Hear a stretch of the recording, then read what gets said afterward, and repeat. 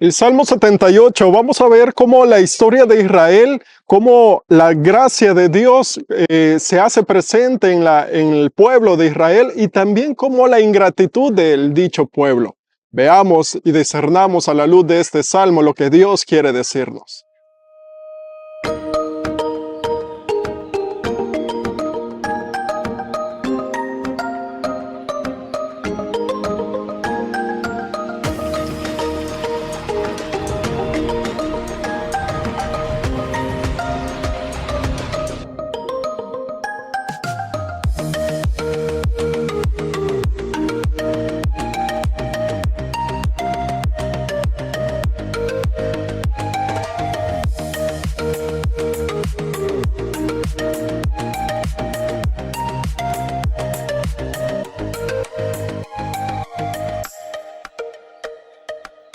Este salmo, para ponerlo en contexto, que es un poco largo, habla acerca, recordémonos que Israel estuvo dividida en dos momentos, en el norte y en el sur. Obviamente el más poderoso era el del norte, en el cual se podía, que era el reino de Israel, ¿no? Y en ese sentido, pues era donde estaba Jacob, Israel. Recordemos allá Génesis que habla acerca de ese momento. Y el sur, que es la parte de las tribus en la era de Efraín, hijo de José. Entonces, con toda ese contexto, vamos a ver cómo la primera parte de ese salmo nos quiere hablar desde el reino del norte, del reino de Israel desde el norte. Y ya las últimas, desde el 67 al 72, podemos ver cómo habla acerca del reino del sur. Entonces, algo que nos va a hablar y comienza el salmo. Atiende, pueblo mío, a mi enseñanza, toma en serio estas palabras de mi boca. En parábolas voy a abrir mi boca, evocaré los enigmas del pasado.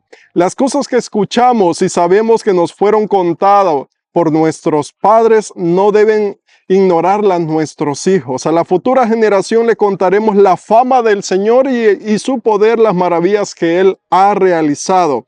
En Jacob arraigó sus declaraciones, a Israel le dio una ley. Luego ordenó a nuestros padres que se las enseñaran a sus hijos para que las conozcan sus sucesores, los hijos que nacerán después. Que estos se encarguen de instruir a sus hijos para que estos confíen solo en Dios. No olviden las hazañas de su Dios y observen sus mandatos. Comenzamos con esta parte en el cual habla de que aquel que ha visto las maravillas del Señor tiene que transferir o decir a los demás esas maravillas para que la obra, la maravilla, lo que Dios hace en ese pueblo, entonces que no quede muerto. Y eso es algo que muchas veces a nosotros nos lo han enseñado nuestros padres, nuestros abuelos, aquellos que nos han inducido a la parte de la fe.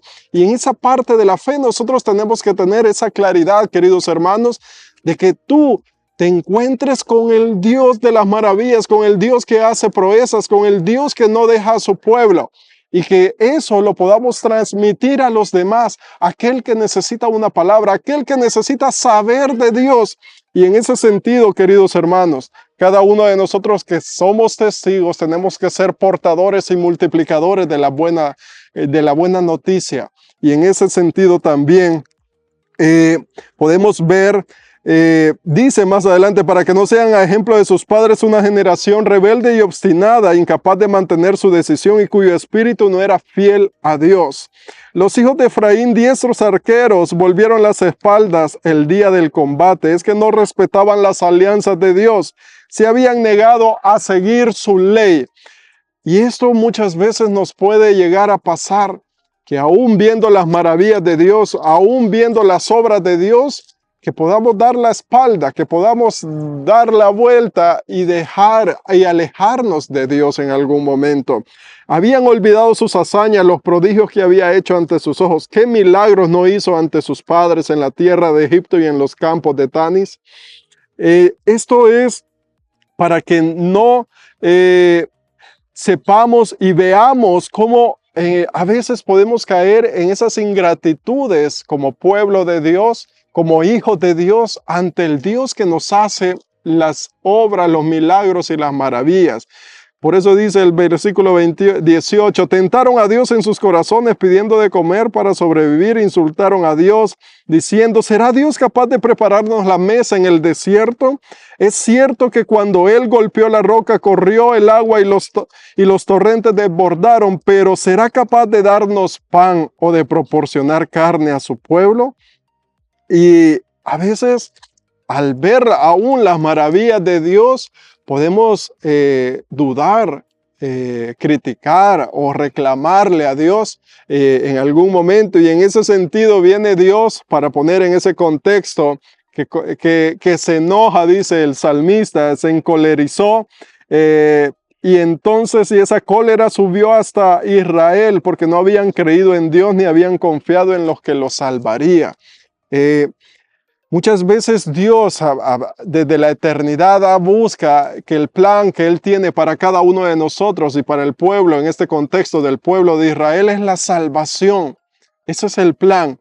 Pero en el proceso nos da la libertad para que nosotros en esa libertad le conozcamos, le amemos y le sirvamos. Para que en esa libertad de la misma manera podamos nosotros saber de que de Él depende todo, que de Él dependemos y con Él tenemos que estar. Y muchas veces viene el salmista y nos habla de esa parte de cómo en esta historia y muchas veces en nuestras historias propias, personales, podemos reflejar muchas actitudes de las cuales el pueblo comenzó, viendo la mano de Dios, dudando, alejándose, pero Dios queriendo, a pesar de su enojo, como en este contexto del pueblo de la historia de Israel, a pesar de eso, vuelve a buscar a su pueblo. Miren cómo a veces se asemejan muchas cosas en nuestra vida, que en algún momento, en alguna etapa de nuestra vida nos encontramos con Dios, le conocemos, le amamos, le servimos y a veces nos podemos alejar por alguna A, B o C situación. Pero en esto, a pesar de todo esto, dice el versículo 59, Dios los oía y se indignó y rechazó totalmente a Israel, abandonó su morada de Silo, que era su tienda plantada entre los hombres, permitió que se llevaran cautivo su poder y en manos enemigas cayera su gloria. Tanto era su enojo con los suyos que entregó su pueblo a la espada. El fuego devoró a su juventud y sus niñas solteras se quedaron. Sus sacerdotes cayeron por la espada y sus viudas no se lamentaron. Pero se despertó el Señor como de un sueño, como un valiente que ha dormido la mona, hirió a sus enemigos por la espalda, los dejó humillados para siempre. Descartó luego a la tienda de José y no eligió a la tribu de Efraín, mas escogió a la tribu de Judá, a ese monte Sión al que amaba. Construyó su santuario como las alturas, como la tierra firme para siempre. Eligió a David su servidor lo sacó del redil de los corderos, lo llamó cuando cuidaba las ovejas para pastorear a Jacob su pueblo. Fue su pastor con un corazón perfecto y con mano prudente los condujo. Miren cómo Dios siempre, la debilidad de Dios eres tú y cada uno de nosotros.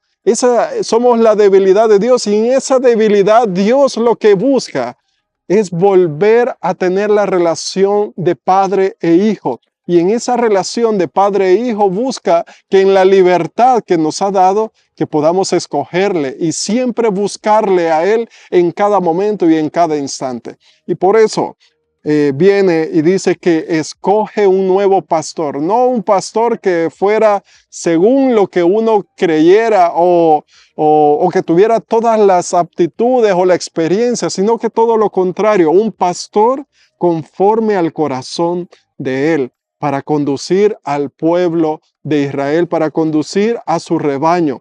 Y esto es lo que Dios siempre busca, que tú y yo nos encontremos con Él, que si en algún momento, en alguna etapa nos hemos alejado, nos hemos descuidado, nos hemos hasta reclamado con Dios, que en esta etapa hoy podamos volver a esa relación de padre e hijo. Oramos un momento. Dios Padre Todopoderoso, te alabo, te bendigo, glorifico tu nombre. Te quiero pedir en estos momentos que nos ayudes a mantener esa relación contigo como padre e hijo. Y queremos pedir, Dios Padre Todopoderoso, que bendigas, que puedas ayudarnos para que siempre podamos escogerte, buscarte y encontrarnos contigo. Bendice desde ya que todas aquellas situaciones que nos han alejado, todo aquello que hemos dado la espalda en algún momento, nos ayudes para que podamos volver siempre a ti, para que te busquemos, para que si todo aquello que me aleja de ti, Señor Jesús, seas tú quien me ayudes a desecharlo y a buscarte siempre en todo momento. Bendice la vida de nuestros hermanos y que en todo momento puedan ver tu mano poderosa que nunca los abandonas. Amén y amén.